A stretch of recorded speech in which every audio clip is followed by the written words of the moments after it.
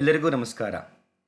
ನಿನ್ನೆ ನಾವು ಚನ್ನಗಿರಿ ರಾಯರ ಮಠದ ಇತಿಹಾಸವನ್ನು ತಿಳಿಸುವಂತಹ ಬೃಂದಾವನ ಚರಿತ್ರೆ ಮಾಲಿಕೆಯನ್ನು ಪ್ರಾರಂಭಿಸಿದ್ವಿ. ಸಂಚಿಕೆ ಒಂದರಲ್ಲಿ ನಾವು ಚನ್ನಗಿರಿಗೆ ರಾಯರು ಬರುವಂತಹ ಪ್ರೇರಣೆಯನ್ನು ನೀಡಿದ ಕಥೆಯನ್ನು ಕೇಳಿದ್ದೀವಿ. ಇವತ್ತು ಎರಡನೇ ಸಂಚಿಕೆಯಲ್ಲಿ ನಾವು ಶಿಲ್ಪಿಯ ಸೌಭಾಗ್ಯ ಇದನ್ನು ಕುರಿತಾಗಿ ತಿಳಿದುಕೊಳ್ಳೋಣ. ನಿನ್ನೆ ರಾಯರು ಚನ್ನಗಿರಿಗೆ ಹೇಗೆ ಬರ್ತೀವಿ ಅಂತ ಹೇಳಿ ಸ್ವಾಮಿರಾಯಾಚಾರ್ಯರಿಗೆ ಮತ್ತು ದೊಡ್ಡ ನರಸಪ್ಪನವರಿಗೆ ಸ್ವಪ್ನ ಮುಖಾನ ತಿಳಿಸಿದಂತಹ ಒಂದು ಕಥೆಯನ್ನು ನಾವು ಆಲಿಸಿದ್ವಿ. ಈ ರೀತಿಯಾಗಿ ಎಲ್ಲರೂ ಸಹ ಸಭೆ ಸೇರಿದ ನಂತರದಲ್ಲಿ ಈ ಬೃಂದಾವನಕ್ಕೆ ಮಾಡಿಸಲು ಶಿಲೆಯನ್ನು ಬೇಕಾಗಿತ್ತು. ಆ ಶಿಲೆಯ ಕುರಿತಾಗಿ ರಾಯರು ಯಾವ ರೀತಿಯಾಗಿ ಒಂದು ಮಾಹಿತಿಯನ್ನು ಕೊಡ್ತಾರೆ ಅನ್ನೋದನ್ನು ನೋಡೋಣ. ಶಿಲಾ ಸಂಶೋಧನೆ. ಬೃಂದಾವನ ನಿರ್ಮಾಣಕ್ಕೆ ತಕ್ಕ ಶಿಲೆಯನ್ನು ಹುಡುಕುವ ಯೋಚನೆ ಬಂದಿತ್ತು. ಅನೇಕರು ಅನೇಕ ಸ್ಥಳಗಳಲ್ಲಿ ಬರುವ ಬಂಡೆಗಳನ್ನು ಸೂಚಿಸಿದರು. ಆದರೆ ಅವು ಯಾವುವೂ ಸಮರ್ಪಕವಾಗಲಿಲ್ಲ. ಸತ್ಯಸಂಕಲ್ಪನಾದ ಶ್ರೀಹರಿಯ ಭೃತ್ಯರು ಸತ್ಯಸಂಕಲ್ಪರೇ ಆಗಿರಬೇಕಲ್ಲವೇ?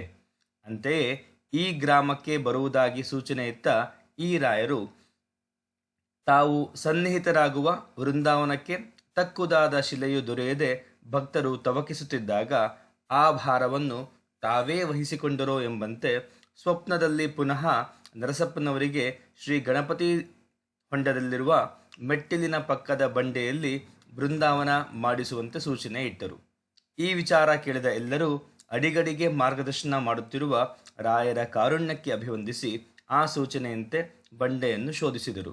ಬಂಡೆಯಾದರೂ ಬಹು ಹದವಾಗಿದ್ದಾಗಿ ಚಿತ್ರ ಕೆಲಸಕ್ಕೆ ತಕ್ಕುದಾಗಿತ್ತು.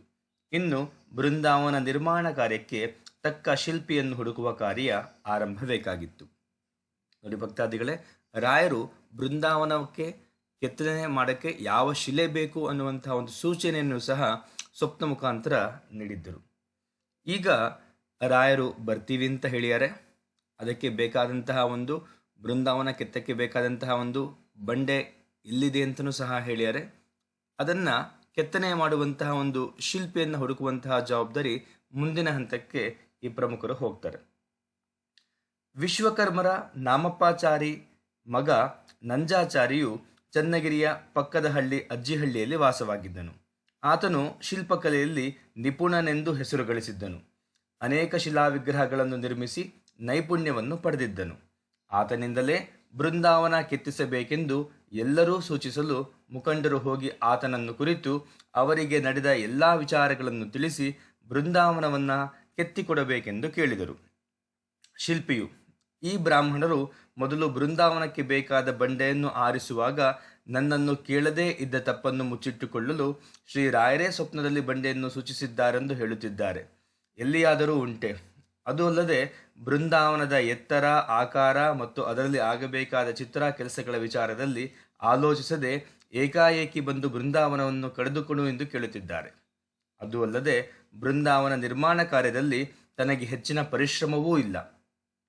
ಹೀಗೆಲ್ಲ ಮನಸ್ಸಿನಲ್ಲೇ ಆಲೋಚಿಸಿ ತನ್ನ ಅಸಾಮರ್ಥ್ಯ ಮತ್ತು ಅಸಮಾಧಾನಗಳನ್ನು ಹೊರಗೆ ಹೇಳಲಾರದೆ ತನಗೆ ಬೇರೆ ಕೆಲಸ ಇರುವುದಾಗಿ, ತನ್ನಿಂದ ಈ ಕಾರ್ಯ ಸಾಧ್ಯವಿಲ್ಲವೆಂದೂ ಬೇರೆ ಯಾರಿಂದಲಾದರೂ ಅದನ್ನು ಮಾಡಿಸಿಕೊಳ್ಳಬಹುದೆಂದು ತಿರಸ್ಕಾರದ ಹಿನ್ನೆಲೆಯಲ್ಲಿ ಜವಾಬು ಕೊಟ್ಟನು.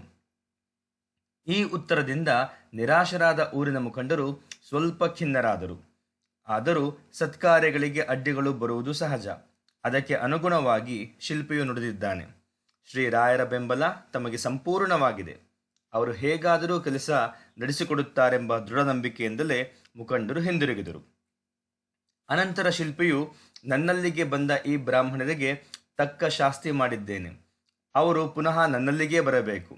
ಆಗ ಇವರು ನನ್ನ ಹಿಡಿತಕ್ಕೆ ಸಿಕ್ಕಿ ಹೇರಳವಾಗಿ ಮಜೂರಿ ಕೊಡುತ್ತಾರೆ ಎಂದುಕೊಂಡನು. ಮಾರನೆಯ ದಿನ ಆತನು ತನ್ನ ಯಾವುದೋ ಕೆಲಸದ ನಿಮಿತ್ತ ಪಕ್ಕದ ಹಳ್ಳಿಗೆ ಪ್ರಯಾಣ ಮಾಡುತ್ತಾ ಕೆರೆಯ ಏರಿಯ ಮೇಲೆ ಹೋಗುತ್ತಿರುವಾಗ ಇದ್ದಕ್ಕಿದ್ದಂತೆ ಆತನ ಎರಡೂ ಕಣ್ಣುಗಳು ಕಾಣದಂತಾದವು. ನಂಜಾಚಾರಿ ಸಂಪೂರ್ಣ ಅಂಧನಾದನು. ಕಾರಣ ತಿಳಿಯಲಿಲ್ಲ. ಅಯ್ಯೋ ಎಂದು ಚೀರಿ ಅಲ್ಲೇ ನೆಲದ ಮೇಲೆ ಕುಸಿದು ಬಿದ್ದು ಬಿಟ್ಟನು.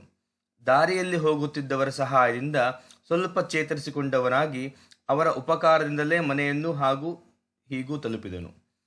ಈ ಊರಿನ ಬ್ರಾಹ್ಮಣರು ತಮ್ಮ ಸ್ವಾಮಿಗಳಿಗೆ ಬೃಂದಾವನ ಮಾಡಿಕೊಡಲಿಲ್ಲವೆಂದು ಅವರು ಏನೋ ಕೃತ್ರಿಮ ಮಾಡಿಸಿದ್ದಾರೆ.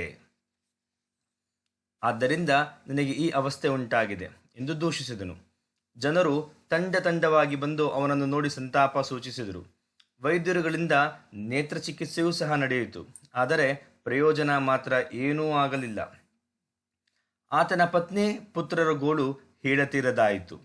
ಸಂಪಾದನೆ ಸಂಪೂರ್ಣ ನಿಂತು ಹೋಗಿ ದಾರಿದ್ರ್ಯದ ದವಡೆಗೆ ಪೂರ್ತಿಯಾಗಿ ಸಿಕ್ಕಿದನು.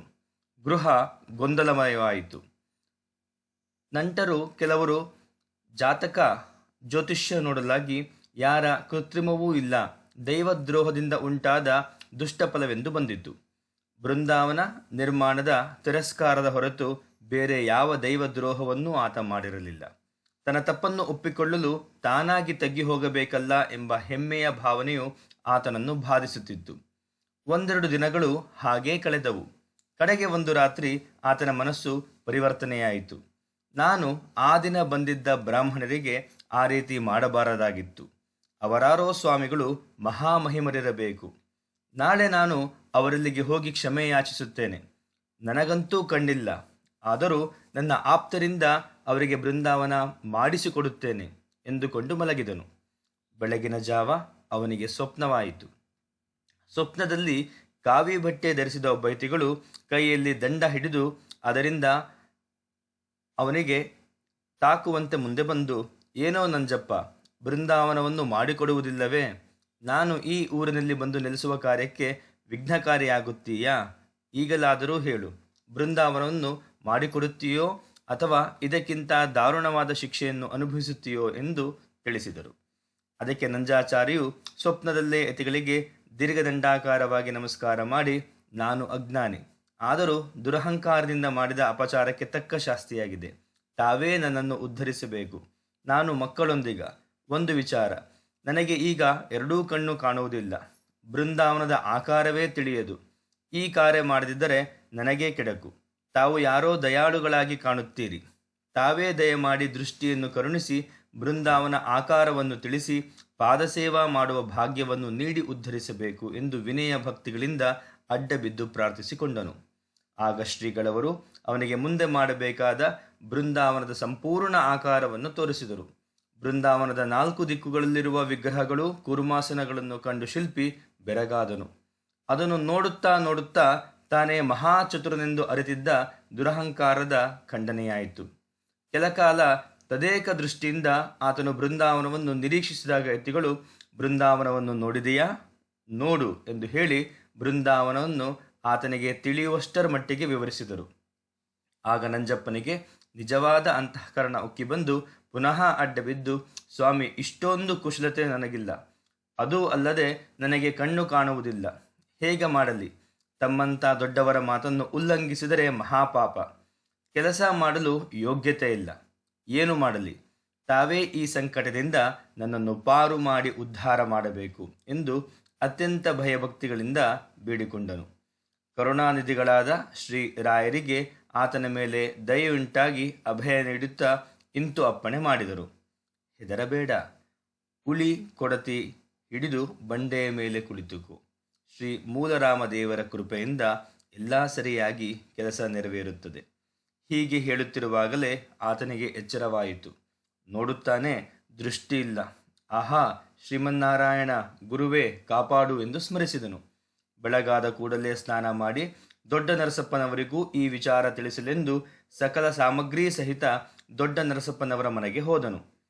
ಅವರು ಆಗ ಶ್ರೀ ರಾಯರ ಸ್ತೋತ್ರ ಪಠನೆ ಮಾಡುತ್ತಾ ಇದ್ದರು. ಶಿಲ್ಪಿ ನಂಜಾಚಾರಿ ಬಂದು ದೊಡ್ಡ ನರಸಪ್ಪನವರಿಗೆ ಅಡ್ಡ ಬಿದ್ದು ಇಂತೆಂದನು. ಶಿಲ್ಪಿ: ಸ್ವಾಮಿ, ನಾನು ಮಹಾಪರಾಧಿ. ನೀವು ಬಂದು ಬೃಂದಾವನ ಮಾಡಿಕೊಡು ಎಂದು ಕೇಳಿದಾಗ ಉದ್ಧಟನಾಗಿ ನಿಮ್ಮನ್ನು ನಿರಾಶರನ್ನಾಗಿ ಮಾಡಿದೆ. ಕಣ್ಣು ಕಳೆದು ಹೋದವು. ದಯವಿಟ್ಟು ನನ್ನನ್ನು ಕ್ಷಮಿಸಿರಿ. ಆಗ ದೊಡ್ಡ ನರಸಪ್ಪನವರು ಹೇಳ್ತಾರೆ, ಅಯ್ಯ ನಂಜಾಚಾರಿ, ನೀನು ದೊಡ್ಡ ಶಿಲ್ಪಿ. ನಿನ್ನಿಂದ ನಮ್ಮ ಶ್ರೀರಾಯರ ಸೇವೆ ನಡೆದು ಆ ಪುಣ್ಯದಲ್ಲಿ ನೀನೂ ಭಾಗಿಯಾಗಬೇಕು ಎಂದು ಸದ್ವಿಚಾರದಿಂದ ಕೇಳಿದೆವು. ನೀನಾದರೋ ಸಾಧ್ಯವಿಲ್ಲವೆಂದು ಹೇಳಿದೆ. ಶ್ರೀರಾಯರ ಚಿತ್ತ ಎಂದು ನಾವು ಸುಮ್ಮನಾದೆವು. ಇದರಲ್ಲಿ ಕ್ಷಮಿಸುವುದೇನು ಬಂತಯ್ಯ? ಆಗ ಶಿಲ್ಪಿ ಹೇಳ್ತಾನೆ, ದೊಡ್ಡವರ ಸ್ವಭಾವಕ್ಕನುಸರಿಸಿ ನೀವು ಮಾತನಾಡ್ತಾ ಇದ್ದೀರಿ. ಅದು ನಿಮ್ಮ ದೊಡ್ಡ ಗುಣ. ಆದರೆ ನಾನು ನಿಜವಾದ ಅಪರಾಧಿ. ಈಗ ತಕ್ಕ ಶಿಕ್ಷೆಯನ್ನು ಅನುಭವಿಸ್ತಾ ಇದ್ದೇನೆ ಸ್ವಾಮಿ. ನಿಮ್ಮ ಆ ಗುರುಗಳು ಮಹಾನುಭಾವರು. ತಪಸ್ವಿಗಳು ಎಂದು ಈಗ ನನಗೆ ಮನದಟ್ಟಾಗಿದೆ. ಏಕೆಂದರೆ ಮಹಾಪರಾಧಿಯಾದ ನನ್ನನ್ನು ಕ್ಷಮಿಸಿ ನನ್ನಿಂದಲೇ ಬೃಂದಾವನವನ್ನು ಮಾಡಿಸಿಕೊಂಡು ಅನುಗ್ರಹಿಸಬೇಕೆಂದು ಅವರ ಸಂಕಲ್ಪವೆಂದು ತೋರುತ್ತದೆ. ಆಗ ಆ ಮಾತನ್ನು ಕೇಳಿದಂತಹ ದೊಡ್ಡನರಸಪ್ಪನವರು ಬಹಳ ಆಶ್ಚರ್ಯವಾಗಿ, ಏನು ಹೇಳ್ತಾ ಇದೀಯಾ ಅಂತ ಕೇಳ್ತಾರೆ. ಆಗ ಶಿಲ್ಪಿ ಹೇಳ್ತಾನೆ, ನಿಜ ಸ್ವಾಮಿ, ಆ ಗುರುವರೆಣ್ಯರು ನಿನ್ನೆ ರಾತ್ರಿ ಸ್ವಪ್ನದಲ್ಲಿ ಬಂದು ಅಪ್ಪಣೆ ಮಾಡಿದ್ದಾರೆ. ನನ್ನಿಂದಲೇ, ಈ ಕುರುಡನಿಂದಲೇ ಈ ಕಾರ್ಯ ಮಾಡಿಸುವರಂತೆ. ಬನ್ನಿ, ದಯಮಾಡಿ ನೀವು ಚುನಾಯಿಸಿರುವ ಬಂಡೆಯನ್ನು ತೋರಿಸಿರಿ. ನಾನು ಬೃಂದಾವನ ಕಾರ್ಯವನ್ನು ಪ್ರಾರಂಭಿಸುತ್ತೇನೆ. ನನಗೇಕೋ ಧೈರ್ಯವಿಲ್ಲ. ಅದನ್ನು ಮಾಡಿಸಿಕೊಂಡು ಆ ಗುರುಗಳೇ ನನ್ನನ್ನು ಉದ್ಧರಿಸಬೇಕು. ಹೀಗೆ ನಿರೂಪಿಸಿ ಕಣ್ಣೀರು ಹಾಕುತ್ತಾ ಹಿಂದಿನ ದಿನ ಸ್ವಪ್ನದಲ್ಲಿ ನಡೆದಂತಹ ಎಲ್ಲ ವಿವರಗಳನ್ನು ನರಸಪ್ಪನವರಿಗೆ ಶಿಲ್ಪಿ ತಿಳಿಸ್ತಾನೆ. ಇದನ್ನು ಕೇಳಿದಂತಹ ದೊಡ್ಡ ನರಸಪ್ಪನವರು ಅತ್ಯಂತ ಭಾವುಕರಾಗಿ ರಾಯರಿಗೆ ನಮಸ್ಕಾರವನ್ನು ಮಾಡ್ತಾರೆ. ರಾಯರು ತೋರಿಸಿದ ಪವಾಡವನ್ನು ಅರಿತು ರೋಮಾಂಚನವನ್ನುಗೊಳ್ಳುತ್ತಾರೆ. ಶ್ರೀ ಗುರುರಾಜ, ಭಕ್ತವತ್ಸಲ, ನಿನ್ನ ಮಹಿಮೆಯನ್ನು ಪೂರ್ಣವಾಗಿ ಬಲ್ಲವರಾರು, ನಿನ್ನ ಸೇವಕರು ನಾವು ಎಂದಷ್ಟೇ ಹೇಳಿ ಎಲ್ಲರೊಂದಿಗೆ ಬಂಡೆಯ ಬಳಿ ಸಾಕ್ತಾರೆ. ಭಕ್ತಾದಿಗಳೇ, ನೋಡಿ, ರಾಯರು ನಾವು ಚನ್ನಗಿರಿಗೆ ಬರ್ತೀವಿ ಅಂತ ಹೇಳಿ ಸ್ವಪ್ನ ಸೂಚನೆ ತಿಳಿಸ್ತಾರೆ. ನಂತರದಲ್ಲಿ ಬೃಂದಾವನ ಮಾಡಲು ಯಾವ ಶಿಲೆ ಬೇಕು ಅಂತ ಕೇಳಿದಾಗ ಅದನ್ನು ಸಹ ಸ್ವಪ್ನ ಮುಖೇನ ಹೊಂಡದಲ್ಲೇ ಮೆಟ್ಟಿಲು ಬದಿ ಇರುವಂತಹ ಬಂಡೆಯಿಂದ ಮಾಡಿ ಅಂತ ತಿಳಿಸ್ತಾರೆ. ನಂತರದಲ್ಲಿ ಬೃಂದಾವನವನ್ನು ಕೆತ್ತಲು ಶಿಲ್ಪಿ ಬೇಕು ಅಂತ ಶಿಲ್ಪಿಯನ್ನು ಆರಿಸಿದಾಗ ಆ ಶಿಲ್ಪಿ ದುರಹಂಕಾರದ ಮಾತುಗಳನ್ನಾಡಿದಾಗ ಆ ಶಿಲ್ಪಿಗೆ, ಅವನಿಗೆ ಆ ಕ್ಷಣಕ್ಕೆ, ಆ ಪಾಪಕ್ಕೆ ಒಂದು ಚಿಕ್ಕ ಶಿಕ್ಷೆಯನ್ನು ಸಹ ನೀಡಿ ಅವನಿಗೆ ಮತ್ತೆ ಕ್ಷಮಾಸಮುದ್ರ ಅಂತಹ ರಾಯರು ಅವನಿಗೆ